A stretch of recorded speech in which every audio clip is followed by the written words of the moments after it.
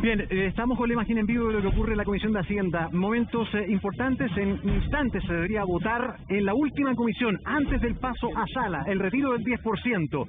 Estamos ahí, pero antes, Gino. Sí, les tengo el siguiente consejo porque adelanta tus regalos navideños en CompraPyme del 3 al 6 de diciembre en www.comprapyme.cl y del 4 al 6 de diciembre en las ferias CompraPyme de Las Condes, Ñuñoa y Providencia. Encuentra miles de emprendimientos y sorprende a tus seres queridos con los regalos más originales. Claro. Vamos muy bien, entonces, hay imagen en vivo de lo que está ocurriendo a esta hora. Comisión de Hacienda, Kevin Felguera ya está con nosotros también. Respecto, habla el superintendente de pensiones cuando falta un minuto para las 11 de la mañana. Vamos a poner atención a lo que está diciendo, ¿eh? Financiera gigantesca, la más grande en la historia de Chile.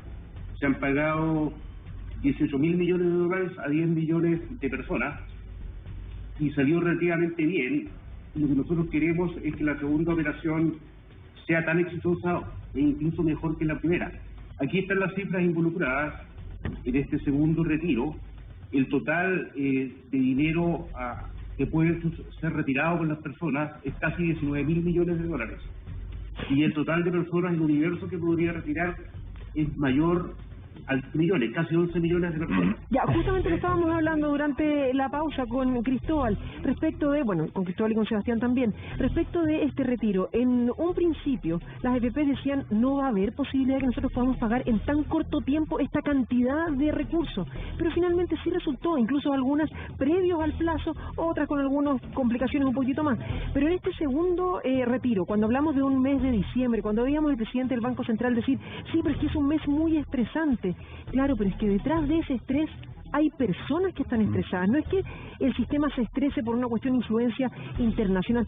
Es un planeta que está con una pandemia, es una economía mundial que está tremendamente complicada y eso obviamente que repercute directamente en las personas y esas personas hacen que ese sistema se estrese. ¿Qué es lo que se hace ahí entonces? Bueno, yo creo que justamente lo que está haciendo hoy día el ministro de buscar acuerdos. Recuerden que el primer proyecto tenía un plazo mucho mayor y hicieron el esfuerzo de hacerlo más corto, sí. De 15, ya hoy día están diciendo 10, entonces la pregunta es 15, 10, 12, pero lo que está acá en juego es, por una parte, el estrés del sistema, que al final de cuentas repercute en las personas, y por otra parte también las personas que están estresadas porque necesitan los recursos en un mes súper complicado que es diciembre. Entonces lo que yo creo que hay que actuar con mucha prudencia, entendiendo estos dos factores y buscar un acuerdo, y yo creo que 15 días hábiles es que se da cuenta. Ahí uno puede ver matemáticamente que el gobierno, el ministro de Hacienda, tuvo un acuerdo bastante amplio, creo yo, se dio bastante en ello, y por lo tanto yo creo que debiéramos ser prudentes, debiéramos hacerle caso a la autoridad del Banco Central, a la CMF y al Banco Estado, que ya sabemos que están haciendo el máximo esfuerzo, y de esa manera que le llegue a la gente y no corramos riesgo, sobre todo en la mitad de una pandemia, que sabemos que el distanciamiento social es el gran mecanismo que tenemos para poder combatir. Otro de los factores bien importantes es el daño a nuestras pensiones, ¿verdad? Yendo a la práctica es cuánto se deprecian nuestros ahorros con estos retiros, que van a ser 2. Pero las bolsas han rentado bien, el fondo A, que es el más riesgoso, también en un récord bastante importante. ¿Cuánto se deterioran entonces las pensiones, o se ha recuperado todo y se va a recuperar? Bueno, es que eso es lo que conversábamos temprano, porque la gente dice, bueno, ya recuperé lo que saqué, pero en el fondo es que dejaste de ganar. En el fondo, ¿cuánto hubieses tenido si no hubieses sacado eso? Bueno, son pero 4 millones van a quedar sin nada. A eso iba, son 4 millones de personas, y por eso también se discutió bastante, pero ya vamos a llegar a esa indicación, pero se discutió bastante sobre si las AFP tenían que avisarle, Gonzalo, mira, esto es un daño para tu pensión, Carola, no saques esta plata. Estos banners, me imaginaba yo una especie de banner amarillo que me iba a salir cuando yo ingresara al formulario. Peligro, claro, pero esto no llegó a puerto, como tampoco llegó a puerto esta indicación que yo les comentaba. Fue muy polémica, porque imagínense, esto casi podría asegurar un tercer retiro en la práctica, digamos. ¿Por qué? El diputado Bianchi, yo les decía que había sido uno de los promotores de esta iniciativa, que reintegro mi plata, devuelvo la plata, pero la puede volver a sacar, es decir, la sacaría por tercera vez por eso. Pero esto fue rápidamente rechazado, ni siquiera se debatió mucho ayer en la Comisión de Trabajo, porque ahí apuntábamos a las facultades exclusivas que son del presidente, porque estamos hablando del gasto público. Eso entonces además, ¿qué posibilidad hay de reintegrar en tan corto tiempo, en periodo de crisis, si estáis sin pega y estáis sacando la plata? Y volver a sacarla, sí, era reintegrar para volver a sacarla de nuevo en marzo. Y nos están avisando que se viene todo peor, entonces. No, pero igual lo que decía Gonzalo, a propósito que no estamos hablando mucho de la gente que el tema del pago de impuestos, el 91% de los chilenos, en este caso ahora con la nueva exención, hablamos súper poco de la gente que ya se quedó sin ni uno en el primer retiro, y ahora hay gente que se va a quedar sin ni uno con el segundo retiro. Ya estamos hablando de más de 4 millones de personas las que se van a quedar sin ni uno. Yo pensaba que, yo cometí un error ahí, que cuando se discutiera el segundo retiro, sabiendo que venía en el horizonte, iba a ser menos popular que el primero, justamente porque iba a haber un gran porcentaje de la población que ya había sacado todo. Entonces para ellos no iba a ser tema, ¿cierto? Pero no fue así. De hecho es igual de popular que el primero. O sea, incluso gente que no tiene nada que retirar está a favor del proyecto. La pregunta es, para un tercer retiro, cuando hayan más chilenos sin ni un peso que retirar, ¿seguirá siendo igual de popular retirar plata, aunque tú no puedas retirar Pero nada? espérate, si, como tú dijiste más temprano, aquí todo puede pasar. A ver, ¿qué estará diciendo el ministro Briones ahora? Un dato que quizás pasó medio al pasar ahí, pero importante tener a la vista también que el 80% del número de retiros pasan por Banco Estado. Entonces esto está súper concentrado en un banco también, y todos estos elementos de estrés que además se exacerban naturalmente en diciembre, obviamente se exacerban para Banco Estado, para tenerlo a la vista. Ya, otro elemento, o sea, de todos los que efectúan retiro, el 80% se concentra en el Banco Estado. O sea, ahí está el denominado estrés. Más encima en una fecha, porque el retiro 1 fue no previa a Navidad, pero la Navidad es un momento más transacciones y de más gasto. Entonces ahí está la preocupación. Ahora, Marco Kremerman, otro economista, está en contacto con nosotros. Gracias, Marco. Te quería preguntar puntualmente, acá decían en el panel, de aquí en adelante todo puede pasar. ¿Quién sabe? Podría venir un tercer retiro si la cosa anda mal. Si viniera un tercer retiro, ¿las AFP se terminan de hundir o no necesariamente? Hola Gonzalo, buen día. Yo creo que no necesariamente, tal como lo conversamos con respecto a la discusión del segundo retiro. Las FP administran, acaba de aparecer el dato de fines de noviembre, administran casi 210.000 millones de dólares. Eso en términos de plata, para que exista alguna proporción, es el equivalente a cerca del 80% del Producto Interno Bruto de Chile. Claro. El efecto de este segundo retiro, si es que todas las personas que pueden retirasen, se estima en torno a los 16.000 millones de dólares aproximadamente, y por tanto el fondo seguiría siendo gigantesco. Yo creo que la discusión sobre el retiro y el potencial hundimiento nuevo de las AFP y el sistema de cuentas individuales, desde mi opinión, no tiene que ver con el retiro, más allá de que se abra una discusión sobre las bajas pensiones, sino que tiene que ver con los propios resultados de este sistema. Que, ojo, incluso no es responsabilidad de las AFP propiamente tal, sino que es responsabilidad de quienes concibieron que un sistema de pensiones en un país debe depender exclusivamente de cuentas individuales en su pilar contributivo. Eso, desde mi punto de vista, es lo que orada la posibilidad de que tengamos un sistema como el que tenemos en Chile, Marco, donde faltan componentes en solidaridad intergeneracional. Sí, pero ahí hay un punto que es bien importante. Acá nosotros hablamos y damos por sentado como si todo chileno y chilena vivieran en el mundo formal y fueran cotizantes y fueran empleados con contrato y fueran sin laguna. Acá la realidad es otra. Esta es una realidad laboral de un mercado heterogéneo que, si bien no es tan paupérrimo como el de nuestros vecinos, desgraciadamente, porque Perú entiendo que tiene un 80% de informalidad versus la nuestra, que es un 30 y algo, pero tenemos un 70% que participa de esta cueca y un 30% que ni siquiera tiene cotizaciones nunca. Entonces hay que hacer las diferencias, ¿no? Por eso yo estoy de acuerdo con Marco en el sentido de que cuando se concibió el sistema, se concibió por una realidad que parece que no era la nuestra, y parece bastante evidente que hay que avanzar hacia un sistema de algún tipo mixto, donde haya una cuenta individual donde uno a través de su esfuerzo, ahorro personal, vaya juntando sus lucas para la vejez, pero también otro pilar contributivo que tenga un carácter más solidario. Y de hecho lo que se estaba discutiendo en la reforma, que se estaba discutiendo hasta que nos pillara esto, era justamente de la cotización adicional, esos 4 puntos, 6 puntos más que le íbamos a poner a nuestra cotización, cuánto iba a ir para la cuenta individual y cuánto iba a ir para una especie de pozo común, llamémoslo así, cierto, de reparto. Y ahí lo interesante es que hoy ha ido cambiando un poco el equilibrio de fuerza. Antes se pensaba 1 para el pilar solidario, 5 para la cuenta individual, ¿cierto? Ahora ya la cuestión está casi en 3 y 3, y puede que necesite aún más todavía para un pozo común y menos para cuenta individual de esa cotización adicional. Lo interesante, y yo me pregunto, a veces pregunta Marco, es cuánto el discurso de que la plata es tuya puede ser contraproducente a la hora de decirle ahora a la gente que de ese 6% adicional no va a ir a su cuenta individual, sino que va a ir a un pozo común. Hay como una trampa ahí que nos hemos hecho nosotros mismos. Porque tenemos 40 años pensando individualmente. Entonces, el cambio de chip va a ser un gran desafío. Y para que esto haya sido popular, le metimos el pie acelerador a ese relato en los últimos meses. Claro. Ya, pero ¿sabes? Y Sebastián, cuando tú quieres sumarte a esto? Yo quiero complementar algo, porque hoy día el sistema sí tiene un factor de solidaridad.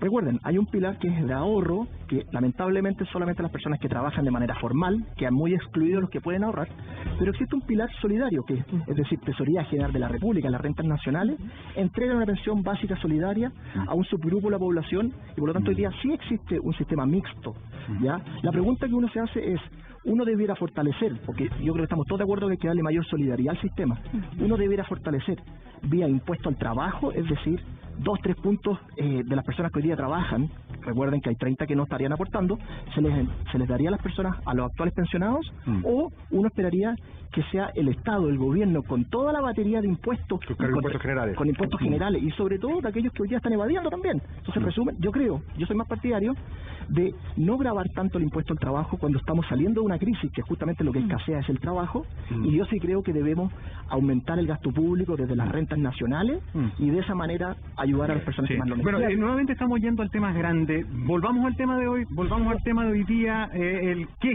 se tiene que cortar. A ver, Max Quitral está con nosotros.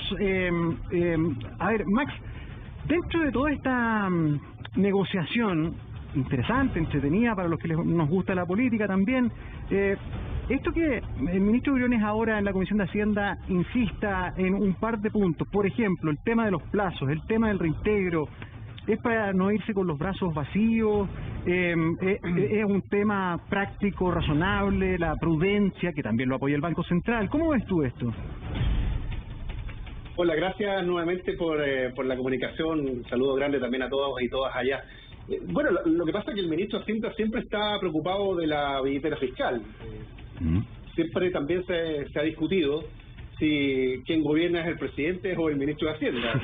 Creo que con la discusión que se ha dado en estos últimos días, parece que el ministro de Hacienda sigue teniendo un rol protagónico político mayor que el presidente, y quien también ha puesto ciertos obstáculos, cortapisas, al tema de los plazos, al reintegro, al tema del impuesto, que lo hemos discutido también durante la semana.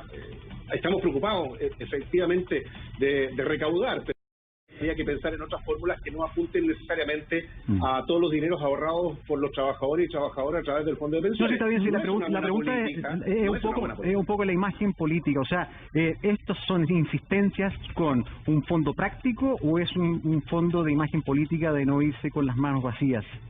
A ver, yo creo que apuntan a las dos, Gonzalo, es decir, por una cuestión práctica, porque se han dado ciertos argumentos en razón de que no se cuenta con el circulante adecuado para las dificultades del Banco Estado. Las dificultades del Banco del Estado. Recién estaba hablando el presidente del Banco Central que tiene una voz autorizada en la materia, pero evidentemente que también está con una conexión política para que el gobierno, que ha estado muy depreciado en el último tiempo con este parlamentarismo que se ha señalado, y que no pierda finalmente la agenda política y la agenda económica. Sí, Max, pero yo me pregunto ¿qué tanto bono positivo le pudiese entregar al mismo gobierno de que se presente este tema de devolver la plata? Porque yo creo que el mayor interés, si es que quieren, por ejemplo, ganar algo de popularidad, es decir, ya, aceleremos esta cosa y entreguemos las lucas antes de Navidad. Sí. ¿O no? Sí, lo que pasa es que para el gobierno finalmente no es una buena política, no es un buen recurso acudir al fondo de pensiones, porque la verdad las cosas es que siempre ha mantenido un discurso bastante crítico al respecto. Esto se ha logrado no por una voluntad de los parlamentarios, ni menos del Ejecutivo, esto se ha logrado a partir de las movilizaciones y de la protesta ciudadana. Eso no se nos olvide, que además está en un contexto de crisis sanitaria, que es una situación excepcional, y que lamentablemente el Estado no aplicó políticas sociales radicales que contuvieran esta profundización de la crisis. Entonces, yo creo que también ahí hay un poco en esa dirección, evidentemente que la ponderación que tiene el ministro en ese sentido apunta a evitar que este estrés que se hablaba perfectamente por parte de todos ustedes en esta mañana, de que las instituciones colapsen. Chile no es muy perfecto en esa materia. Mira lo que pasó con el retiro. Siempre se ha mostrado como una lógica digital de perfectibilidad, pero en lo concreto, en la práctica, eso no ha ocurrido. Carola, perdón. Max, sí, no, por favor. Vamos de inmediato a la Comisión de Hacienda. Muy rapidito, está en su último minuto el diputado Yoyo Jackson respecto a estos 3 minutos que tienen cada uno. Lo escuchamos. Para la escala desigual de nuestro país son rentas altas para el contexto chileno, pero eso no los hace millonarios ni mucho menos. Ahí pareciera que al gobierno sí le importa, y cuando es por una sola vez, no estamos hablando de impuestos permanentes donde perfectamente se puede discutir el otro tema. Y lo que sí me llama la atención, y creo que es un poco insultante para la población, es que digan que las personas de menos de 700.000 pesos no pagan impuestos. Una cosa es que no paguen impuesto a la renta, pero el IVA lo pagan completito. Y pagan 20%, y si uno hace la escala de todas las cargas y obligaciones, entre impuestos, entre cotizaciones para la pensión, para la salud, la carga que tienen las personas de menos de 700.000 pesos es muchísimo más grande que la carga de quienes tienen 2,5 millones de pesos. Entonces, en términos porcentuales. Entonces, yo lo que al menos pido es que en ese sentido no se vuelva a repetir, ni en esta sala ni en ninguna parte, que las personas de menos de 700.000 pesos no pagan impuestos. Que se haga esa excepción y que se diga que pagan el 20% de casi todo su ingreso en impuestos. Tengo 3 preguntas antes de terminar. La primera, ¿cuándo se paga? ¿Esto se considera renta esporádica o no? ¿Se paga en la operación renta 2020 o 2021? ¿Qué pasa si es que los retiros, una cosa es en diciembre y el otro en enero? Las dos no calzan. ¿Se suman o se dividen y por lo tanto se divide la renta y se delicúa? Esas son preguntas que no quedan muy claras al leer el texto. En segundo lugar, ¿incluye el retiro mismo en la renta o no? Es decir, ¿es iterativo o no? No sé, si yo saco 2 millones de pesos, ¿se me suma a la renta y ahí se calcula el global complementario o se excluye ese retiro al momento de calcular? La redacción me sugiere que es esta última, lo cual me parecería bien, pero quiero que quede claro para la historia de la ley. Y lo último, creo que hay un error en el texto, porque quienes tienen más de 35 UF pero menos de 350 parecieran no estar facultados a retirar, porque dice: en el caso de que los fondos acumulados en la cuenta de capitalización individual sean inferiores a 35 unidades de fomento, no está hablando del retiro, está hablando de los fondos acumulados, el afiliado podrá retirar la totalidad de los fondos acumulados en dicha cuenta. Y no está los que tienen más de 35 UFs acumuladas, pero que no pueden sacar 1 millón, sino que pueden sacar, no sé, 500.000 pesos, 300.000 pesos. En el primer retiro eso estaba explícito en un párrafo, acá no. Entonces a mí me preocupa que la norma expresa no permita retirar a quienes tienen más de 35 UF en su fondo, pero menos de 350. Es decir, que su retiro pueda ser menor a los 35 UF. Eso no está redactado y me preocupa que quede un montón de gente excluida, que me imagino debe ser la mayoría de la gente que está excluida. Y la última pregunta que tengo es: ¿cuál fue el plazo efectivo en el primer retiro entre la gente que solicitó hasta que le llegaron a pagar la primera cuota? No, porque entendí cuáles eran los plazos que estaban legislados, pero en la práctica, ¿cuántos días se demoró el sistema desde que la gente solicitó hasta que le llegó a su cuenta? Yo creo que ese puede ser un buen proxy de lo que deberíamos hacer ahora, porque además son muchas menos personas las que van a poder retirar. De hecho, sí, la gente que ya sacó todos sus recursos no va a poder retirar, no creo que puedan inventar plata nueva, y por lo tanto hay mucho menos gente que va a poder retirar no sé, del orden de millones de personas, 2 millones de personas, 3 millones de personas que no van a poder retirar esos recursos. Esas son mis dudas, presidente. Ojalá que puedan tener respuesta y que tengamos claridad al momento de votar de estos puntos que esclarecí. Veamos si hay una respuesta de inmediato. Vamos a culminar la ronda de los diputados y al final le doy la palabra al ministro de Hacienda para... Es que ya, yo entonces que si no hasta el final... Se responda a cada una. Yo le pido que al final Pedro, haga todas las respuestas porque... El ministro quiere responderle al tiro. Pero Daniel Núñez es el Dice que no, presidente de la claro. comisión. Él manda ahí. Le da la mira. No, una aclaración porque, presidente, como tanto el diputado Monsalve como el diputado Jackson lo han mencionado, esta idea de que a las grandes empresas se les regaló impuestos, yo le quiero decir que la detención instantánea, como usted sabe, es exactamente un préstamo. No es una exención tributaria, es un préstamo. Y es un préstamo, ¿por qué? Es un préstamo ¿por qué? Porque en el fondo la detención instantánea lo que hace es que usted tira más depreciación hoy día, ¿no es cierto? Por lo tanto paga menos impuestos hoy día, pero va a pagar más mañana, porque la depreciación es una sola, en el momento del tiempo tiene que pagar. Entonces es un préstamo, diputado, para que lo tenga muy claro, es un préstamo, no es una no es regalarle recursos. Todo un préstamo. Yo creo que esos son el tipo de cosas que usted en su intervención final puede expresar. Yo, como presidente de la comisión, tengo una mirada distinta. Para mí, las grandes, por ejemplo, mineras, que en 3 años vuelven a hacer todo el proceso, esto no les queda como un préstamo, les queda como una exención, pero es una materia que podemos discutir en otro minuto. Diputado Au, tiene la palabra. ¿Se acuerdan que estábamos nosotros hace un rato atrás diciendo que el gasto público para paliar esta crisis ha sido bastante elevada? Pepe Out hablaba de que la caída de los ingresos han sido en torno a 5.500 y 7.000 millones de dólares y hemos gastado mucho más que eso, pero la gente no tiene esa percepción, ¿cierto? Y la verdad es que la pandemia nos dejó muy en claro que el Estado no tiene los datos correctamente para poder comprender muy bien cómo están las familias y cómo están sufriendo, y por lo tanto claramente ahí tenemos un deber nosotros de exigir una modernización del Estado. El registro social de hogares, no sé si se acuerdan, se me hace atrás, la mitad de la pandemia, por favor, métanse a la página web, ingresen sus datos, etcétera.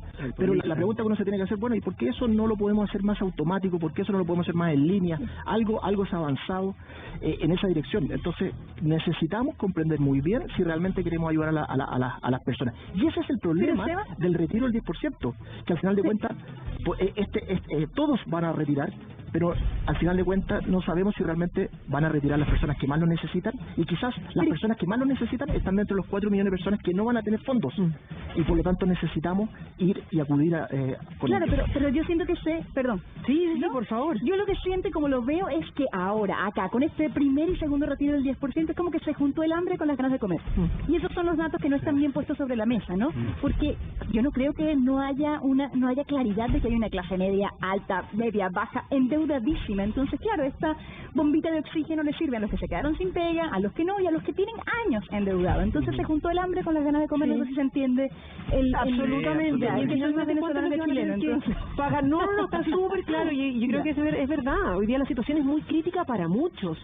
¿Cuánto es lo que hay que pagar finalmente, Ana María? ¿Cuánto es el impuesto? Trata de hacer la tabla lo más fácil posible. Pero hay mucho número. Pero vamos a simplificar. Vamos primero a ubicarnos en el tramo. Si usted, el que nos está viendo, la que nos está viendo, está ubicado en este tramo, es decir, gana de 1,5 millones a 2 millones de pesos, ese es su tramo, ubíquese. Individual. Mensual. Ya. Si usted está en este tramo de 1 millón a 2 millones de pesos, avanzamos.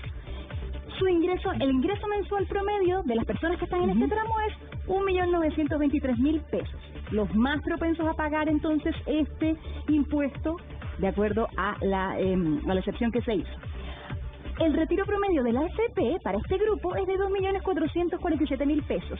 Ya, 2,5 millones, más o menos. 2,5 millones, ¿ya? Saca de su AFP una cuota, 2 cuotas, ya lo veremos de acuerdo a los plazos. Y el impuesto que va a pagar anual es de 174.431. En la próxima declaración paga 174.000. Mes de abril del año 2021.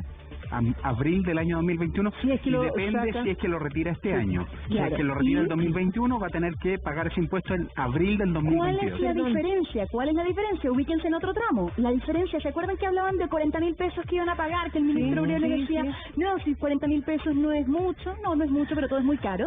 Este es el tramo que queda, digamos, liberado. ¿Por qué? Alguien que gane 705.000 pesos, por ley debe pagar el impuesto, porque así nos rige la ley. saca en promedio 1.490.000 pesos, que este es el promedio del retiro de AFP, la Superintendencia de Pensiones lo ha entregado 1.200.000 aprox. Este es el promedio de su 10%. Iba a pagar 37.815 con este monto exacto. Ana María, este monto exacto. Ya, y ahí el tramo que queda bajo los 700.000. Lo que decía también y planteaba el diputado Jackson, decía, ojo, yo quiero saber si este retiro se va a sumar a lo que es el sueldo mensual de las personas, porque en definitiva eso hace que yo suba o no suba de tramo. Estos dos tramos quedan fuera. Ahora sí, lo que también recojo lo que dices también porque a mí me quedó una duda. Él dice, Jackson dice, las personas que tienen menos de 35 UF quedarían, pero lo que se sabe y lo que está establecido es que si yo tengo menos de 1 millón de pesos lo saco completo. Lo que quiere decir es que esto no está en el texto. Anita, eso es lo que son las reglas decir. generales para en materia tributaria y por lo tanto esto se considera un ingreso y como se considera un ingreso se tiene que subir en el fondo no subir, se suma a las rentas completas del Sería como periodo. si le subieron el sueldo durante el último año. Oye, a mí no me gustaría minimizar estos 37.000 pesos, yo creo que es una cuenta de la luz, una cuenta de agua, es la cena de Navidad, el supermercado, puede sonar desde lejos, oye, es poco. No, es que realmente yo lo veo me como que... interpretaste full. ¿Cuál? ¿Quién lo interpretó? Estamos... O sea, sí, yo lo veo como que de verdad sí es poco porque todo para mí es muy caro. Sí. Hoy estamos súper atentos, perdona, a lo que pasa en vivo con el Congreso. Ya vamos a volver a la comisión, pero ¿sabes qué? Sebastián, te lo pregunto como un ciudadano, me carga de a pie, pero un común y silvestre fotopelay. Yo estoy de acuerdo en que las personas, y que esto sea progresivo, mientras más tenemos que aportar más y en fin, y toda la cantinela. Pero a mí me llama la atención que acá en Chile como que siempre la carga es a la persona, es a la persona. Y debería ser más a las empresas o más a aquellos productos que nos afectan, que nos hacen un daño, que nos drogan, que nos generan externalidades negativas en materia sanitaria, porque, en fin, nos alcoholizan, cualquier cosa. Pero siempre es que todos tenemos que pagar impuestos. Y resulta que no solamente pago este tipo de impuestos directo, sino que pago el indirecto. Me cobran cuando compro 1 kilo de plátano, me cobran el 19% cuando echo benzina, me cobran cuando educo a mis hijos impuestos, me cobran cuando saco plata de mi ahorro e impuestos. Entonces, ¿sí o no? Siempre es difícil determinar a quién tiene que pagar la cuenta. Es una pregunta que todo sistema tributario se lo tiene que responder, se lo tiene que hacer el esfuerzo de responderlo. Y la verdad es que en Chile, al menos, uno ve varios problemas. El primero es que creo que hay que combatir con mucha fuerza la evasión, o sea, la gente que hace trampa, las empresas que hacen trampa, yo creo que ahí hay que ser súper duro y ser súper claro que eso no debe ocurrir. Pero la pregunta que también uno se va a hacer es, bueno, pero ¿los ingresos son suficientes para el nivel de gasto que estamos teniendo después de una pandemia? Claramente no. Entonces, ¿a quién le subimos la cuenta? ¿A quién paga la cuenta? Entonces uno ahí empieza a mirar otros países del mundo, con estándares, etcétera, y uno se da cuenta, mira, no podemos subir el IVA, porque ya es una porción importante. Ok, el impuesto a las empresas. Bueno, el impuesto a las empresas, Chile ha sido único de los países, último tiempo, de la OCDE, que ha ido subiéndolo, y ya estamos en un porcentaje muy elevado respecto a otros. Por lo tanto, ahí hay poco espacio, pero hay que combatir la evasión, porque eso los números nos están diciendo que hay algunas que no están pagando lo que corresponde. Y a las personas, lamentablemente, no el IVA, las personas, el impuesto global complementario, tenemos dos problemas. Uno, tenemos una evasión que hay que combatirla también, las personas también evaden, igual que con la dicen las empresas, pero lo segundo es que los tramos están dejando a muchas personas exentas, que es justamente lo que estamos discutiendo. Y lo que dice la experiencia internacional es que hay que aumentarla, pero eso es caro y no se hace real, ¿no? Y sabemos que es difícil porque son personas que no tienen ingresos. Y también en el largo plazo. Oye, vamos cortito a escuchar al presidente de la comisión, Daniel Núñez, el diputado, el último que habla, y después de eso el ministro va a responder a todo lo que se le planteó. Escuchemos. Van a pagar harto más los súper ricos, vamos a tener harto más recursos fiscales. Y lo segundo que le quiero solicitar es que modifique el Código Tributario y impida que las grandes empresas que están en juicio, que desfalcaron al Estado, que cometieron fraude al fisco, financien sus defensas jurídicas a costa de rebajas de impuestos. Creo que es lo mínimo que puede hacer si de verdad es coherente en su llamado de que los que ganen más, paguen más. Diputado Marcelo Chilin, tiene la palabra. No son endosables. No. Marcelo Chilin, diputado del Partido Socialista. Escuchemos. Gracias, presidente. Me encanta este debate que se desarrolla en la confusión total. Hemos recuperado la senda institucional, cito diputado Melero. Una reforma constitucional se explica por sí misma. Está establecida en la Constitución la forma de llevarse adelante y no entiendo cómo un tribunal constitucional podría decir que una reforma constitucional es institucional.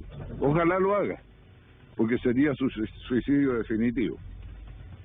Otra barbaridad. Hemos contraído un acuerdo, los partidos de Chile Vamos con el gobierno. ¿Cómo? ¿No son parte del gobierno? No son el apoyo del gobierno, pero bueno. Cerezas para ejemplificar. Yo creo que lo que pasa, señor presidente, es que estamos frente a un fin de época. Se acaba la época Thatcher-Reagan, que hay que bajar impuestos, todo eso produjo concentración de la riqueza, desigualdad, explosiones sociales, y ahora, para no perderlo todo, los grandes supermillonarios están pidiendo que se aumenten los impuestos. Bueno, son los grandes temas que se están debatiendo también en el contexto de esta votación. No queda nada, ¿eh? Están terminando la exposición, se vota en cualquier instante, vamos a volver con esa votación. Le queremos agradecer a Sebastián Izquierdo por habernos acompañado esta mañana. Gracias, Sebastián. Y nos vamos a quedar analizando todo esto con nuestros invitados. ¿En cuánto se vota? En su condición. En minutos, en instantes. ¿Qué hacemos? Pausa, ¿en serio? ¿Pero se van a votar? Ya me lo respiro. ¿Alcanzamos? Pausa y volvemos. Y a decirnos las virtudes de rebajarle los impuestos.